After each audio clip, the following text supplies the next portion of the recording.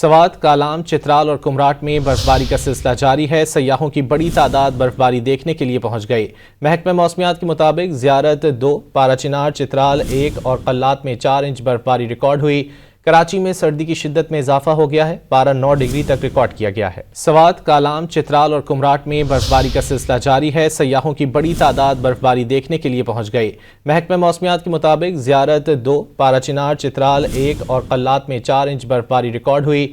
کراچی میں سردی کی شدت میں اضافہ ہو گیا ہے، پارا 9 ڈگری تک ریکارڈ کیا گیا ہے۔ سوات، کالام، چترال اور کمراٹ میں برفباری کا سلسلہ جاری ہے۔ سیاحوں کی بڑی تعداد برفباری دیکھنے کے لیے پہنچ گئی۔ محکمہ موسمیات کے مطابق زیارت 2، پارا چنار، چترال 1 اور قلات میں 4 انچ برفباری ریکارڈ ہوئی۔ کراچی میں سردی کی شدت میں اضافہ ہو گیا ہے، پارا 9 ڈگری تک ریکارڈ کیا گیا ہے۔